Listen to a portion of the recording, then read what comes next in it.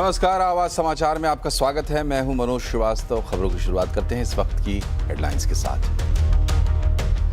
CBSE के खिलाफ केंद्र सरकार का बड़ा एक्शन, सीबीएसई चेयरमैन और सचिव का तबादला। मामले की जांच के लिए किया कमेटी का गठन। ऑन स्क्रीन मार्किंग सर्विसेज की खरीद और टेंडर प्रक्रिया की होगी जांच। तकनीकी गड़बड़ियों के बाद 12वीं के छात्रों के लिए खुला सीबीएसई का पोर्टल। सीबीएसई का बयान, कहा री इवैल्यूएशन पोर्टल पर हो रहे हैं साइबर अटैक। पश्चिम बंगाल में हार के बाद टीएमसी में बड़ी टूट के आसार। ममता बनर्जी से नाराज 50 विधायकों ने पार्टी से निष्कासित विधायकों से की मुलाकात। टीएमसी के पूर्व प्रवक्ता रिजू दत्ता का दावा। बंगाल में गरमाया टीएमसी नेताओं के साथ मारपीट का मामला। अभिषेक और कल्याण बनर्जी पर हुए हमले के खिलाफ कोलकाता में ममता बनर्जी का धरना। तमिलनाडु बीजेपी के पूर्व अध्यक्ष अन्नामलाई ने छोड़ा बीजेपी का साथ। नितिन नवीन को सौंपा इस्तीफा। अमित शाह से भी की मुलाकात।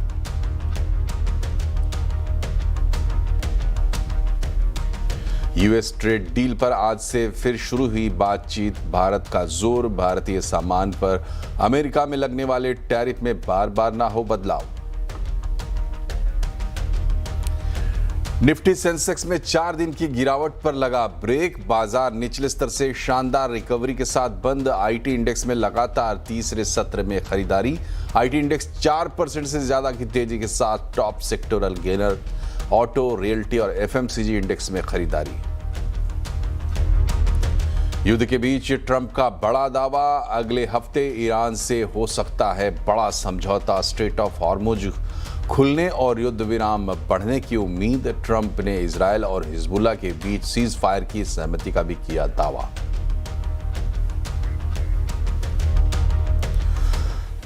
सीबीएसई के ऑन स्क्रीन मार्किंग सिस्टम में गड़बड़ी और री इवैल्यूएशन विवाद के बीच केंद्र सरकार ने बड़ा एक्शन लिया है। सीबीएसई चेयरमैन और सचिव पर गाज गिरी है। सीबीएसई के अध्यक्ष राहुल सिंह और उनके पद से हटा दिया गया है। साथ ही सचिव हिमांशु गुप्ता का भी तबादला कर दिया गया है। ज़्यादा डिटेल्स के साथ हमारे साथ जुड़ गई हैं दीपाली नंदा। दीपाली, सबसे पहले तो ये बताइए कि सीबीएसई के खिलाफ क्या एक्शन हुए हैं सरकार की तरफ से?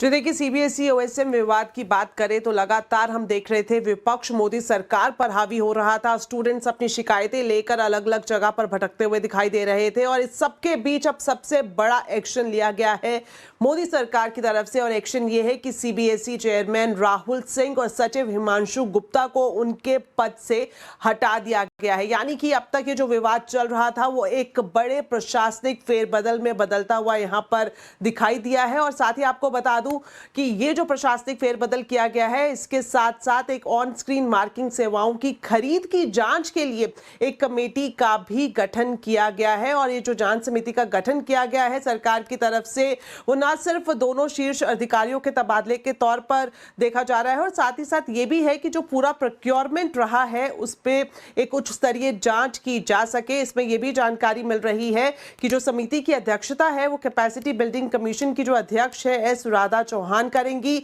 और यहां पर उनको ये भी अधिकार दिए गए हैं कि अगर उन्हें जरूरत पड़ती है कि किसी दूसरे ऑफिसर से, किसी दूसरे ऑफिसर्स की कोई मदद लेने की अगर उनको जरूरत पड़ती है तो उन्हें पूरा अधिकार होगा इस पूरी जांच को करने के लिए कि वो दूसरे अधिकारियों की भी यहां पर मदद ले सकती हैं। और यहां पर यह भी जानकारी दी गई है कि ये जो समिति है वो 1 महीने के अंदर डीओपीटी को अपनी पूरी रिपोर्ट सौंपेगी। तो ये बड़ा एक्शन मोदी सरकार की तरफ से लिया गया है। और दीपाली, आज से सीबीएसई का पोर्टल भी ऑन हुआ है री वेरिफिकेशन और री इवैल्यूएशन के लिए। तो क्या पोर्टल को लेकर क्या अपडेट्स हैं और सीबीएसई ने क्या कहा है? जो बिल्कुल आपने सही कहा कि आज सुबह ही सीबीएसई की तरफ से एक्स पर आधिकारिक तौर पर यह जानकारी दी गई कि जो रिवैल्यूएशन पोर्टल है उसकी अब शुरुआत की जा चुकी है। आज से शुरुआत हुई है और मैं आपको बता दूं कि ये 6 जून तक ये जो पोर्टल है ये खुला रहेगा। इसमें कोई भी स्टूडेंट जिसे लगता है कि वो अपनी मार्किंग को रिवैल्यूएट करवाना चाहता है, अपनी आंसर शीट को दोबारा से वेरीफाई कराना चाहता है, तो यहाँ पर जाकर वो अप्लाई कर सकता है। लेकिन इस बीच मैं आपको बता दूं कि जब शुरुआत में सुबह में स्टूडेंट्स ने एप्लीकेशन करने की कोशिश की तो कई सारे टेक्निकल ग्लिचेस उनके सामने आ रहे थे, कैप्चा नहीं ले रहा था। कई बार ऐसा हो रहा था, स्टूडेंट्स ने ये भी शिकायत पहुंचाई कि जब वो पेमेंट कर रहे हैं बावजूद इसके उनका जो एप्लीकेशन है वो सबमिट नहीं हो रहा है। तो ये तमाम दिक्कतें आज भी स्टूडेंट्स ने फेस की है। लेकिन इस बीच सीबीएसई की तरफ से जो बयान आया वो और भी चौंकाने वाला था। सीबीएसई ने कहा कि जो टेक्निकल ग्लिचेस आ रहे हैं, जो परेशानी स्टूडेंट्स को हो रही है, उसके पीछे एक बड़ी वजह यह है कि साइबर अटैक किया जा रहा है रिवैल्यूएशन पोर्टल पर। और ये बताया गया कि डॉस जो है इस तरह का साइबर अटैक डॉस के जरिए किया जा रहा है और जिसमें यह पाया जा रहा है कि 2 मिनट के अंदर ही 15 लाख से ज्यादा हिट्स इट्स रिवैल्यूएशन पोर्टल पर आए हैं और साथ ही साथ 1 लाख से ज्यादा बार कोशिश की गई है अनऑथराइज्ड फाइल एक्सेस करने की। तो जो मैलिशियस एक्टर्स हैं वो कहीं ना कहीं इस पूरी प्रक्रिया में बाधा डालने की कोशिश कर रहे हैं। ये बयान सीबीएसई की तरफ से दिया गया और साथ ही एक बार फिर से आश्वासन दिया गया स्टूडेंट्स को कि किसी भी तरह की कोई टेक्निकल ग्लिच की समस्या अब उन्हें नहीं आएगी, क्योंकि सीबीएसई की साइबर सिक्योरिटी टीम ने इसका भी कोई समाधान निकाल लिया है। तो ये जो विवाद इतने दिन से हम चलता हुआ देख रहे थे, इससे पहले भी रिवैल्यूएशन पोर्टल की शुरुआत की गई थी 26 तारीख को, 29 तारीख को, बावजूद इसके कोई हल नहीं निकल पाया था, स्टूडेंट्स को राहत मिली नहीं थी और आज ये इसकी शुरुआत जरूर कर दी गई है। थोड़ी बहुत दिक्कतें स्टूडेंट्स अपनी बता रहे हैं, सीबीएसई का अपना कहना है और इस बीच जो मोदी सरकार का एक्शन है वाकई ही एक बड़ा संदेश देता है। तमाम अपडेट्स के लिए बढ़ते हैं आगे। और पोर्टल जब खुला तो खुलने के बाद छात्रों का कहना है कि उन्हें अभी भी काफ़ी परेशानियों का सामना करना पड़ा, लेकिन वो इस उम्मीद में हैं कि रीचेकिंग के बाद उनके नंबर बढ़ेंगे। आई वॉज एक्सपेक्टिंग कि जितने मेरे मार्क्स होने चाहिए थे वो नहीं मिले, बट अगर मैं रीचेकिंग करवाता हूँ तो मेरे मार्क्स ऑटोमेटिकली इंक्रीज हो जाएंगे। जो मेरी कॉपी है, कॉपी मुझे 4 दिन बाद रिसीव हुई है, वहाँ डाउनलोड करने का ऑप्शन नहीं आ रहा था, तो मैंने अपनी कॉपी रिसीव करी, मैंने सारी चीज़ें देखी। जी अगर मेरे अभी 88.2% है एंड मुझे 500 में से 441 अभी मैंने मार्क्स अचीव करे हैं एंड अगर मेरे मार्क्स बढ़ते हैं तो शायद से मैं एक्सपेक्ट कर रहा हूँ कि ओवरऑल 20 मार्क्स बढ़ेंगे, तो I will get 461 out of 500 and around मेरे हिसाब से 94% बन जाएगी मेरी मार्क्स। धीमे धीमे जब न्यूज़ आना शुरू हुई and I got to know कि थोड़ा सा चेकिंग में इश्यूज़ थे, तो फिर मैंने भी अपनी कॉपी रीएवैल्यूएशन के लिए निकलवाने के लिए बोला and I got to know कि कुछ जगह मेरे नंबर काटे गए हैं जो नहीं काटने चाहिए थे, but I got to know कि हाँ इस वजह से मेरे रिजल्ट्स में थोड़े परसेंटेज का अप एंड डाउन हुआ है एंड आई थिंक कि इस रीवैल्यूएशन की वजह से फिर मेरे नंबर बढ़ सकते हैं, बिकॉज जितना मैं डिज़र्व करती हूँ मुझे उतना लाना चाहिए, because as per my grade जितना मुझे ग्रेड मिला है उस हिसाब से मेरी मेहनत तो शो नहीं हो रही है। क्या ममता बनर्जी की पार्टी टीएमसी टूटने वाली है? चुनाव में करारी हार के बाद क्या ममता के हाथ से पार्टी भी निकलने वाली है? ये सवाल इसलिए क्योंकि टीएमसी के पूर्व प्रवक्ता रिजू दत्ता ने ऐसा ही कुछ दावा किया है। उन्होंने सोशल मीडिया पर लिखा है कि बंगाल में शिवसेना महाराष्ट्र मॉडल दोहराया जाएगा। इससे आगे बढ़ते हुए उन्होंने दावा किया है कि ममता से नाराज टीएमसी के 50 विधायकों की कल रात मीटिंग हुई है। ये सभी विधायक विधानसभा स्पीकर के पास जाएंगे और खुद को असली टीएमसी बताएंगे। ये लोग पार्टी सिंबल और नेता प्रतिपक्ष के पद पर भी दावा करेंगे। ये पूरा विवाद शुरू हुआ था नेता प्रतिपक्ष के लिए टीएमसी की अनुशंसा से। मुख्यमंत्री शुवेंदु अधिकारी ने दावा किया था कि टीएमसी के 2 विधायक संदीपन साहा और रीताव्रत बनर्जी ने स्पीकर को चिट्ठी लिखी है कि अनुशंसा पत्र पर उनके फर्जी सिग्नेचर किए गए हैं। इसके बाद टीएमसी ने उन्हें पार्टी से निलंबित कर दिया। फिर टीएमसी के एक और विधायक कुणाल घोष ने कहा कि रीताव्रत के नेतृत्व में 50 विधायकों की मीटिंग हुई है। फिर पूर्व प्रवक्ता रिजू दत्ता ने सोशल मीडिया पर पार्टी में टूट का दावा किया। हम लोग 2/3 मेजोरिटी हैं, करीब 50 विधायक हम लोग के साथ है, हम ही असली तृणमूल हैं। दूसरा चीज, कि क्योंकि हम असली तृणमूल कांग्रेस हैं तो नेता प्रतिपक्ष ऋतुव्रत बंदोपाध्याय होगा, शोभनदेव चट्टोपाध्याय नहीं। और तीसरा, हम लोगों के पास 2/3 मेजोरिटी है, तो ये जो घास के ऊपर जोड़ा फूल का जो सिंबल है ये हमारा होना चाहिए। शिवसेना महाराष्ट्र मॉडल अभी बंगाल में चल रहा है। वहीं पश्चिम बंगाल के बीजेपी प्रदेश अध्यक्ष समीक भट्टाचार्य ने कहा है कि तृणमूल कांग्रेस के भ्रष्ट विधायकों की बीजेपी में एंट्री नहीं हो सकती है। अभी हमारा टीएमसी के लिए दरवाजा बंद है।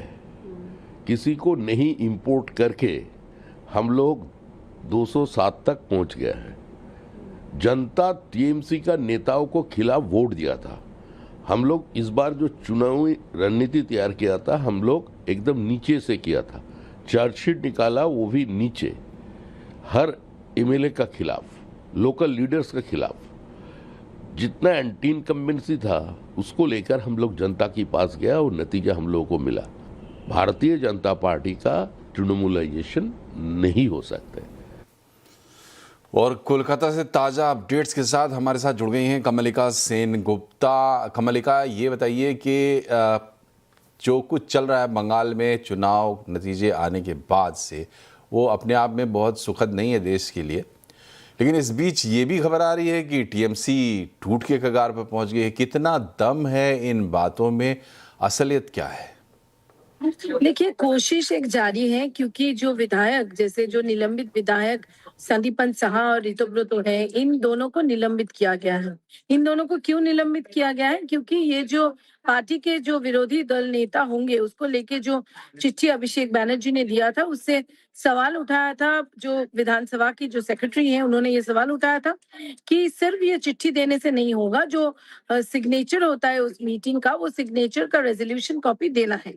अब जब ये बोला गया है सेक्रेटरी की तरफ से, उसके कई दिन बाद वो चिट्ठी जमा दिया गया है, जहां पर रेजोल्यूशन में सारे विधायकों का हस्ताक्षर है। पर इस हस्ताक्षर को लेके ही अनबन है। इस हस्ताक्षर को, क्या ये हस्ताक्षर फॉर्ज है या बैकडेटेड है, ऐसा जाना जा रहा है। और कल मुख्यमंत्री शुभेंदु अधिकारी ने भी ये बाकायदा प्रेस कॉन्फ्रेंस करके बोला कि 2 ऐसे विधायक हैं जिन्होंने स्पीकर के अध्यक्ष के पास ये चिट्ठी लिखा है कि ऐसा कोई रेजोल्यूशन उन लोगों ने साइन नहीं किया था। उन्होंने ये कहा कि ये रेजोल्यूशन 19 तारीख को लिया गया और इसको बैकडेटेड में सिग्नेचर किया गया, और उसका एक चिट्ठी न्यूज़ 18 के पास भी है। अब इसी बात को लेके जो सवाल उठ रहे हैं कि अब इसमें सीआईडी इन्वेस्टिगेशन हो रहा है, क्योंकि जो सेक्रेटरी है विधानसभा के जो सचिव है, उन्होंने बाकायदा केस दर्ज किया और सीआईडी तफ्तीश चल रही है इसमें। और इन सब के बीच सारे जो विधायक है, उनको ये लगता है कि ऐसा अगर हो जाए, ये फॉर्ज अगर प्रूफ हो जाए, तो इन लोगों के लिए बहुत मुश्किल है, इन लोग विधायक पद खो भी सकते हैं। अब इस बीच में ये सारे चीज को लेकर असमंजस है, और इसको लेके कवायद जो है पार्टी में चल रही है। एक तरीके से कहा जा सकता है कि पार्टी के बीच महाभारत चल रही है, और उसमें कई ऐसे विधायक है जो अपना सवालिया निशान सीधे तरीके से अभिषेक बैनर्जी के ऊपर उठा रहे हैं। और उनका ये कहना है कि जिस तरीके से ये गलत दिया गया है, जिस तरीके से ये चिट्ठी, फर्जी चिट्ठी दिया गया है, वो आखिर क्यों किया गया है, और इसमें उनकी जो विधायक पद है वो असमंजस में, वो प्रॉब्लम में है। तो ऐसा एक दिखने को आ रहा है कि कई ऐसे विधायक अलग अलग बैठक कर रही हैं, और ये ऐसा, जैसे हमारे सूत्र की तरफ से ये पता चल रहा है कि ये ऐसा एक चिट्ठी दे सकते हैं। देखिए, ममता बनर्जी के खिलाफ इन विधायकों का कुछ नहीं है, पर उनका ये कहना है कि ममता बनर्जी राष्ट्र की तरह बिहेव कर रही है। तो ये सारा चीज को लेके घमासान लगा हुआ है। कुछ लोग इसको महाराष्ट्र मॉडल भी बोल रहे हैं। तो क्या होगा, वो देखने वाली बात होगी। बहुत बहुत शुक्रिया कमलिका, हमसे जुड़ने के लिए और तमाम अपडेट्स के लिए। टीएमसी की अध्यक्ष ममता बनर्जी ने आज कोलकाता के रानी रशोमनी एवेन्यू में धरना प्रदर्शन भी किया। ममता ने टीएमसी नेताओं पर हो रहे हमलों के खिलाफ इस धरने का आयोजन किया था। पिछले दिनों ममता के भतीजे और सांसद अभिषेक बनर्जी, सांसद कल्याण बनर्जी और ऐसे कई टीएमसी नेताओं पर भीड़ ने हमले किए थे। गौरतलब है कि कोलकाता पुलिस ने ममता बनर्जी को इस धरने का आयोजन करने की इजाज़त नहीं दी थी, लेकिन ममता बनर्जी ने गिरफ्तार करने की चुनौती देते हुए धरना शुरू कर दिया। धरना स्थल पर हजारों समर्थकों के बीच ममता बनर्जी और दूसरे नेताओं ने राज्य सरकार के खिलाफ भाषण भी दिए। इधर भारत यूएस ट्रेड डील पर आज फिर से बातचीत शुरू हो गई है। अमेरिका के चीफ नेगोशिएटर ब्रेंडन लिंच की अगुवाई में एक हाई लेवल डेलीगेशन भारत पहुंच चुका है। इस बातचीत में मुख्य फोकस इस बात पर रह सकता है कि ट्रंप बार बार जो टैरिफ में बदलाव करते रहते हैं उसका भारत पर असर ना पड़े और जो टैरिफ तय हो वो स्थायी है। और क्या मुख्य मुद्दे हो सकते हैं, पूरी डिटेल बता रहे हैं लक्ष्मण रॉय। देखिए, आम हालात में देखें तो यूएस और इंडिया के बीच में जो ट्रेड डील होने वाली थी उसके 99% चीज़ें लगभग तय हो गई थी। सिर्फ फुल स्टॉप कॉमा जैसी चीज़ें करनी बाकी थी। लेकिन इस बीच 2-3 डेवलपमेंट हुए। पहली बात तो ये हुआ कि अमेरिका की तरफ से, ट्रंप की तरफ से बार बार टैरिफ में जो बदलाव किया गया, ये अब सबके लिए चिंता है, भारत के लिए भी चिंता है कि ये कैसे आश्वासन लिया जाए ट्रेड डील के तहत कि बार बार ट्रंप की तरफ से टैरिफ में बदलाव ना हो। जो भी टैरिफ एक बार तय कर दिया जाए वो टैरिफ स्थायी रहे। दूसरी सबसे बड़ी चिंता यह है कि अमेरिका ने सभी देशों पर, दुनिया के सभी देशों पर 10% का टैरिफ लगा दिया है, जिसकी म्याद 24 तारीख को खत्म हो रही है, 24 जुलाई को। तो उस म्याद खत्म होने के बाद अमेरिका का रुख क्या होगा कोई नहीं जानता है। तो वहां पे एक अनिश्चितता का माहौल जो वो खत्म हो, ट्रेड डील के जरिए इसको आश्वस्त किया जाए। तीसरी एक और महत्वपूर्ण घटना हुई है, वो ये कि वहां के सुप्रीम कोर्ट ने बार बार दखल दिया है, जिससे वहां के टैरिफ में काफी ऊपर नीचे हुआ है। तो उन सब चीजों से कैसे ट्रेड डील को अलग रखा जाए, यानी ट्रेड डील के तहत जो तय कर देते हैं वो बना रहे, ये कैसे सुनिश्चित करेंगे। एक चीज और जो सबसे केंद्र बिंदु इस बातचीत की रहने वाली वो है सेक्शन 301, सेक्शन 301। इस सेक्शन के तहत अमेरिका ने दुनिया के कई सारे देशों के ट्रेड की जांच करनी शुरू कर दी है कि इस ट्रेड प्रैक्टिस सही है कि गलत है, कितने मात्रा में यहाँ पे कर रहे हैं, घरेलू इंडस्ट्री को नुकसान तो नहीं हो रहा है। तो जिन जिन देशों के ट्रेड की जांच शुरू की है उसमें भारत भी शामिल है, चाइना भी शामिल है, दूसरे कई सारे देश शामिल है। तो भारत चाहता है कि जब आप ट्रेड डील करने जा रहे हैं, ट्रेड डील पर दस्तखत करने जा रहे हैं, तो आप ये सुनिश्चित करिए कि सेक्शन 301 के तहत जो आप जांच कर रहे हैं उस जांच के नतीजे के आधार पर हमारे ऊपर, यानी भारत के जो सामान अमेरिका जाएगा उस पर कोई भी आप अतिरिक्त ड्यूटी नहीं लगाएंगे। तो ये इस बार के बातचीत का केंद्र बिंदु हो सकता है। सेक्शन 301 से भारत के जो सामान है उसको कैसे अलग रखा जाए। तो इन सारे माहौल में बातचीत हो रही है। 3 दिन तक बातचीत होगी। अगर ये बातचीत सकारात्मक होती है तो बहुत जल्द ट्रेड डील के पहले चरण का दस्तखत होता हुआ आप देखेंगे और फिर अगले चरण की बातचीत होती हुई दिखेगी। ईरान युद्ध पर अमेरिका की कभी हां कभी ना अभी भी जारी है। इस बीच ट्रंप ने 2 बड़े दावे किए हैं। पहला कि लेबनान और इजराइल के एक दूसरे पर हमला नहीं करेंगे, इस बात पर सहमति बन गई है। दूसरा, ईरान के साथ बातचीत काफी तेजी से आगे बढ़ रही है। यूएस ईरान युद्ध में क्या चल रहा है, पूरा अपडेट बता रहे हैं लक्ष्मण रॉय।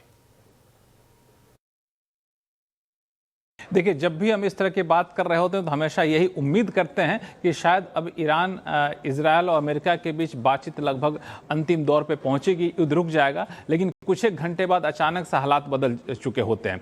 कल जब इस वक्त का समय था तो आपने देखा कि बातचीत खत्म हो गई, अब बातचीत नहीं हो रही है। दोनों तरफ से हमला फिर से शुरू हो गया था, मिसाइल के से हमले शुरू हो गए थे और इजराइल के तरफ, ईरान की तरफ से संकेत आने लगे कि नहीं, अमेरिका ने सीज फायर का उल्लंघन किया है और हम भी अब फिर हमले करने को तैयार हैं। लेकिन अचानक देर रात ट्रंप की तरफ से एक के बाद एक ट्रूथ सोशल पे 2 पोस्ट आए। उसके बाद सबको राहत की सांस मिली, सबको एक उम्मीद की नई किरण जगी। पहला ये आया उनका कि हमने इजराइल से बातचीत की है, इजराइल ने कहा कि हम अब लेबनान पर हमला नहीं करेंगे। हमारे प्रतिनिधिमंडल के जरिए लेबनान से हमने बातचीत की, लेबनान में ये कहा कि हम इजराइल पर हमला नहीं करेंगे। इजराइल और लेबनान एक दूसरे पर हमला नहीं करेंगे, इसको लेकर सहमत हो गए। ये इसलिए महत्वपूर्ण है क्योंकि ईरान ने कहा था कि हम बातचीत तभी शुरू करेंगे या फिर डील तभी करेंगे जब ये तय हो जाए कि लेबनान पर कोई हमला नहीं किया जाएगा इजराइल की तरफ। तो ईरान की एक शर्त यहाँ पे मान ली गई है जो ट्रूथ सोशल पे खुद अमेरिकी राष्ट्रपति ट्रंप ने कहा है। दूसरा, क्या ईरान के साथ बातचीत खत्म हो गई क्या, तो इस पर भी उसके कुछ ही घंटे बाद ट्रूथ सोशल पर ट्रंप का पोस्ट आया कि नहीं, बातचीत खत्म नहीं हुई है, दरअसल बातचीत काफी तेजी से आगे बढ़ रही है। तो एक नई उम्मीद जगी है इस माहौल में कि शायद बहुत जल्द ये डील होता हुआ दिखे, युद्ध रुकता हुआ दिखे।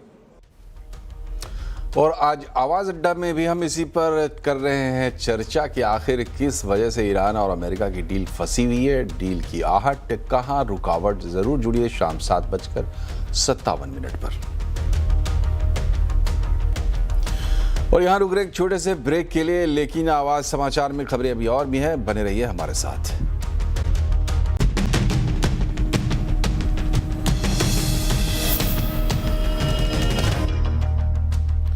ब्रेक के बाद एक बार फिर से आपका स्वागत है आवाज समाचार में। 4 दिन की लगातार गिरावट के बाद बाजार ने दमदार वापसी की है।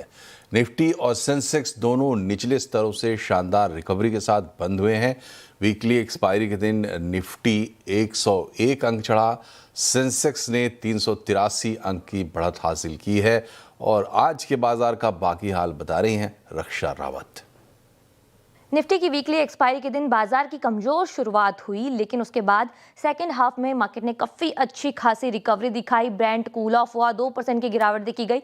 इसके अलावा इंडिया विक्स में भी 7% की गिरावट देखने को मिली, जिसके साथ ही मार्केट रिकवर हुए और निफ्टी यहाँ पर 100 अंकों की बढ़त के साथ बंद हुआ है। निफ्टी बैंक में भी निचले स्तरों से काफ़ी अच्छी रिकवरी देखी गई और यहाँ पर 71 पॉइंट चढ़कर निफ्टी बैंक बंद हुआ है। मिड कैप और स्मॉल कैप ने भी इस जो रिकवरी थी उसको कंट्रीब्यूट किया है और यहाँ पर भी अच्छी तेजी देखने को मिली। अगर सेक्टोरियल मूवर्स की बात की जाए तो आईटी आज भी लगातार तीसरे दिन आज का हीरो बना हुआ है और 4% से ज़्यादा के मूव्स यहाँ पर सुबह से ही नजर आए हैं। इसके अलावा auto, PSU bank, defence, capital good, FMCG, realty, metal, इन सब में आज अच्छी खरीदारी देखने को मिली और अच्छी रिकवरी भी हुई। लेकिन आज डिसअपॉइंटमेंट दी कैपिटल मार्केट शेयरों ने और फार्मा शेयरों ने, तो यहाँ पर थोड़ी बहुत गिरावट देखने को मिली, लेकिन निचले स्तरों से काफ़ी अच्छी रिकवरी इनमें भी देखी गई। अगर निफ्टी के कंट्रीब्यूटर्स की बात की जाए तो ओवरऑल आईटी काउंटर्स आज मौजूद थे। टीसीएस 6.5% के गेंस, इन्फोसिस 6% की लगभग यहाँ पर तेजी देखने को मिली। इसके अलावा एचसीएल टेक में 4% के गेंस और अदानी एंटरप्राइजेस में भी तेजी देखने को मिली। निफ्टी को डिसअपॉइंटमेंट कहाँ से मिली? NTPC, Axis bank, power grid और डॉक्टर रेड्डीज जैसे शेयर्स थे जिन्होंने आज निफ्टी को कंट्रीब्यूट नहीं किया। तो ये था आज के बाजार का पूरा ब्यौरा। और आज आईटी शेयरों में तूफानी तेजी देखने को मिली और ब्रोकरेजेस ने भी इस सेक्टर पर काफ़ी बुलिश नज़रिया अपना रखा है। ऐसे में सवाल है कि आईटी दिग्गज इन्फोसिस ने किस तरह का कमबैक किया है और आगे इसके लिए क्या ट्रिगर्स दिख रहे हैं। पूरी डिटेल बता रहे हैं आशीष। देखिए, काफ़ी बड़ा मूव आपको पूरे आईटी स्पेस में नजर आएगा, लेकिन इन्फोसिस में तो पिछले 2 दिनों में, पूरे एक हफ्ते नहीं, आप सिर्फ 2 दिनों का ही प्राइस एक्शन देखें तो तकरीबन 8% से ज़्यादा की तेज़ी है। इंट्राडे में देखें तो 6% के पार निकला था। बड़े सर्ज यहाँ पर देखने को मिल रहे हैं। अब इन्फोसिस की कहानी इसके लिए अलग है कि जैसे टीसीएस गिरा हुआ है, हाई से भी स्टॉक आप देखें तो सिग्निफिकेंटली करेक्टेड है, लेकिन ये जो 8% का मूव देखने को मिला और खासतौर पर आज जो गैप अप ओपनिंग आपको देखने को मिली, इसके साथ जो 50 डीएमए का लेवल है यानी 1224 रुपए का जो स्तर है ये पार हो गया। अब आप लो से देखें तो 14 मई को 1089 रुपीज़ का इसने लो बनाया था। उन स्तरों से ऑलमोस्ट 15-17% की तेज़ी आ चुकी है, लेकिन ध्यान रखें बीटन डाउन स्टॉक है। चलने के बाद भी अभी भी ऊपर से देखेंगे ना तो आपको ये बहुत नीचे नजर आएंगे। तकरीबन हाई से 38-40% तक की गिरावट यहाँ पर आपको देखने को मिली और पिछले 6 महीने, 1 साल, 5 साल आईटी स्पेस ने निवेशकों का बहुत ज़्यादा पेशेंस टेस्ट किया है। लगातार एआई को लेकर जो थ्रेट की खबरें आती रही, इसका असर आपकी स्क्रीन पर देखिए। 6 महीने में 20%, 1 साल में भी 20% और 5 साल में भी पैसा नहीं बना। 10% तक की गिरावट यहाँ पर आपको देखने को मिली। लेकिन अब पिछले 3 सत्रों से आप देखेंगे कि लगातार सबका व्यू अब आईटी स्पेस पर बदल रहा है और ब्रोकरेज हाउस की तरफ से जो कमेंट्री निकल कर आ रही है पूरे स्पेस के लिए बड़ी स्पेसिफिक और इम्पॉर्टेंट है। खासतौर पर आप देखिए, कल बर्नस्टीन की रिपोर्ट हमने आपके साथ शेयर की थी।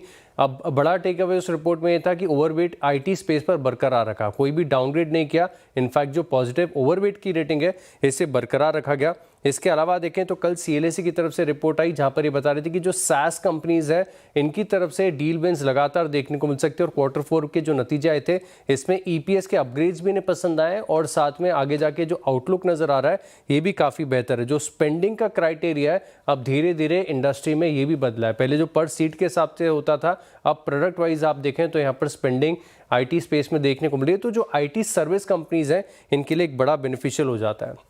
आज मॉर्गन स्टैनली की तरफ से इंडिया स्ट्रैटेजी रिपोर्ट भी आई है और इसका भी एक बड़ा टेक अवे ये बता रहे कि हो सकता है कि इन स्तरों से आईटी स्पेस एक डार्क हॉर्स की तरह से साबित हो जाए, क्योंकि बहुत अंडर ओन्ड है। ज़्यादातर निवेशकों ने पेशेंस टेस्ट करके इसमें बिकवाली कर दी। लेकिन अब इन्फोसिस का प्राइस एक्शन बड़ा खास है, तो दर्शकों के एक काम की जानकारी आपके साथ शेयर कर देता हूँ। ब्लूमबर्ग का एक फीचर होता है जिसमें पता चल जाता है कि मार्केट में इन्फोसिस पर क्या व्यू बन रहा है। तो जितने भी एनालिस्ट इन्फोसिस को कवर करते हैं इनमें से आप देखें तो 73% इन्फोसिस पर इन स्तरों पर खरीदारी की राय देते हैं। होल्ड की रेटिंग है 24% की, बिकवाली की सलाह सिर्फ 3%, यानी मोर और लेस जो कंसेंसस है ये तेजी और खरीदारी के फेवर में। और इन सभी एनालिस्ट के टारगेट प्राइस को अगर आप एवरेज करके देखें तो एवरेज टारगेट आपको 1467 का नजर आएगा, यानी इस भाव से कंफर्टेबल 18 से 20% की अपसाइड अगले 1 साल में आप इन्फोसिस से एक्सपेक्ट कर सकते हैं।